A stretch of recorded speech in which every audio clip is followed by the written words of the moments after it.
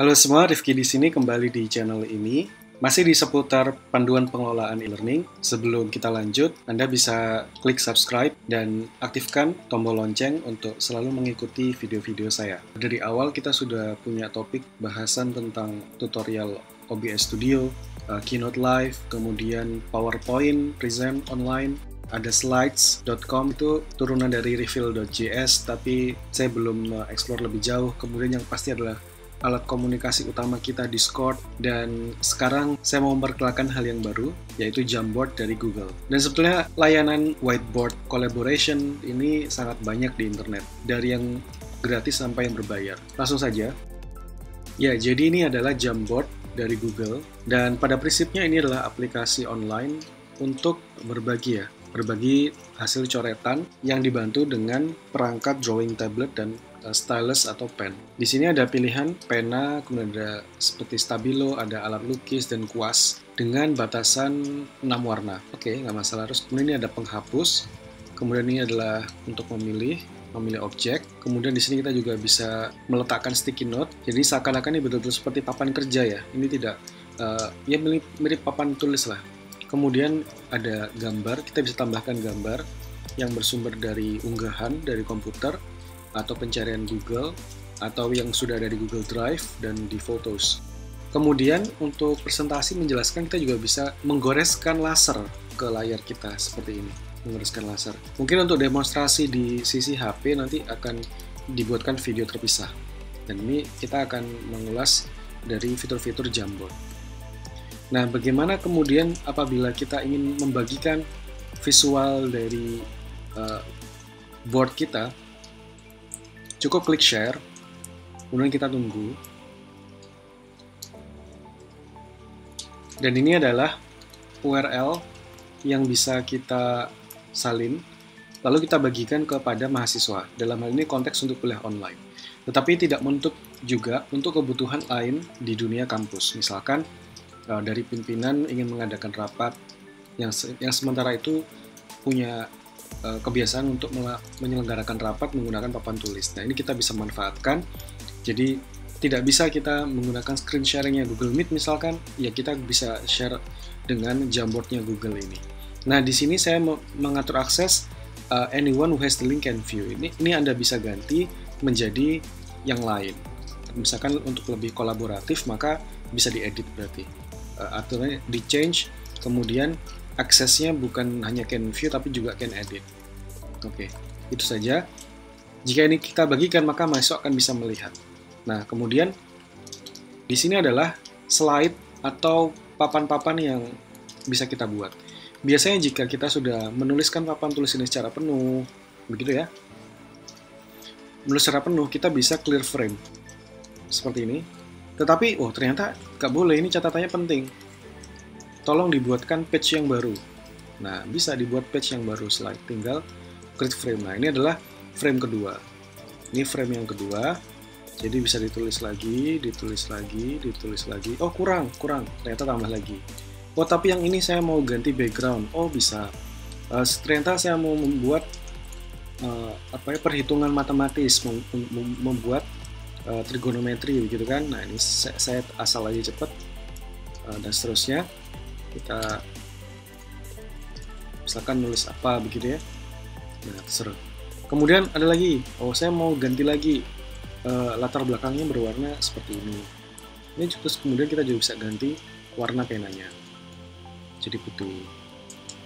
Jadi biasanya kalau untuk memandang layar dalam waktu yang lama, kita ganti background yang lebih gelap ya, seperti ini, agar matanya lebih sejuk gitu, tidak pusing.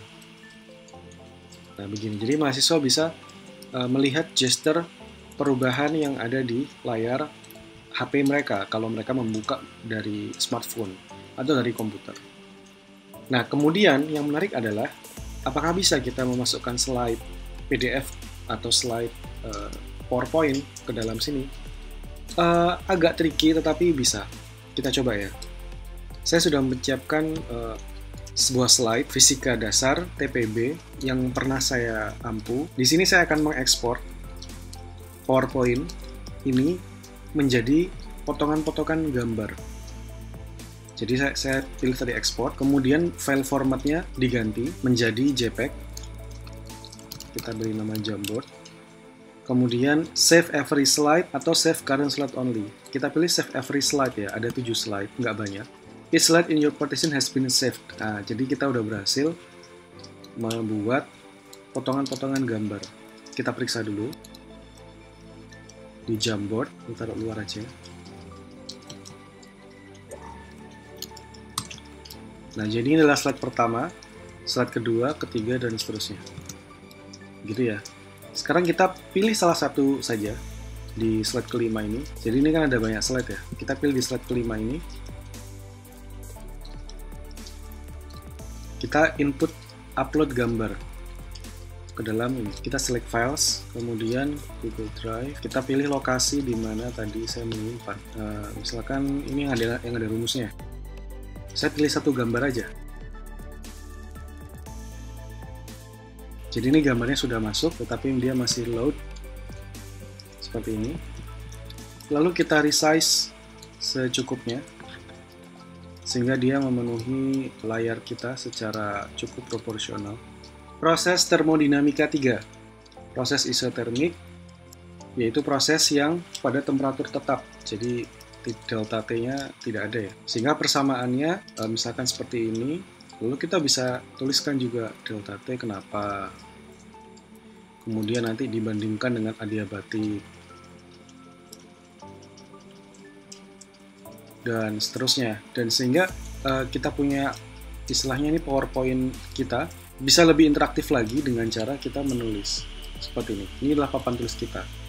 Ternyata nggak cukup bahasan isotermik kita lanjutkan di sini. Jadi isotermik itu kenapa tadi delta T sama dengan 0 dan seterusnya dan seterusnya. Seperti itu ya. Jadi ini review lumayan singkat. Kemudian Anda melihat di sini ada open on a Jamboard. Jadi sebetulnya Jamboard itu adalah sebuah produk ya. Produk layar display yang luar biasa besar, tetapi dia keunggulannya adalah pada processing dan touch interaktifnya, kolaborasi. Jadi Anda bisa buka sendiri websitenya Jamboard, lalu baca Google di sana seperti apa. Begini. Ini hanya eksperimen saja. Kalau ditanya saya menggunakan drawing tablet apa, saya menggunakan Huion 1006 yang new, yang versi lama 2048. Ini saya beli sekitar tahun 2016-2017. Jadi ini adalah produk Huion yang saya gunakan. Kenapa saya memilih ini? Pertimbangan utamanya adalah pada spesifikasi ukuran layar. Kebetulan MacBook ini memiliki layar yang luar biasa besar, pixelnya sekitar 2560 pixelan. Sementara laptop rata-rata yang lain itu sekitar 1366 pixel untuk ke sampingnya. Jadi jauh sekali. Saya menganggap bahwa saya perlu ukuran yang cukup besar ya ini, incinya. Apakah ini direkomendasikan? Ya pada zamannya direkomendasikan, tetapi untuk sekarang ternyata muncul yang baru ya. Jadi pen tabletnya Huion ini dia ada yang baru. Anda bisa pilih versi update dari 1060 ini, namanya disingkat, tidak ada new-nya tapi H1060p. Nah ini harganya juga masih lumayan mahal. Tapi kelebihannya di sini saya suka adalah penanya yang tanpa kabel. Oke, ini sekilas tentang perangkat yang saya gunakan, tapi itu tidak terlalu penting. Perangkat apapun bisa Anda gunakan. Dan ini yang saya suka adalah tidak terlalu telat ya. Jadi setiap saya menggoreskan ini ada jeda, tetapi jedanya tidak terlalu. Dan saya masih bisa merasakan seperti menulis di atas kertas, sehingga itu terasa natural. Oke, sekian cukup. Videonya nanti terlalu panjang. Jadi saya mohon jika Anda merasakan manfaat dari video ini, silakan klik like, subscribe, lalu aktifkan tombol lonceng di sampingnya, dan nantikan video-video yang lebih menarik masih seputar pengelolaan kuliah online atau e-learning dari saya di channel ini. Itu saja dari saya Rifki Khairuddin, sampai jumpa di video-video berikutnya.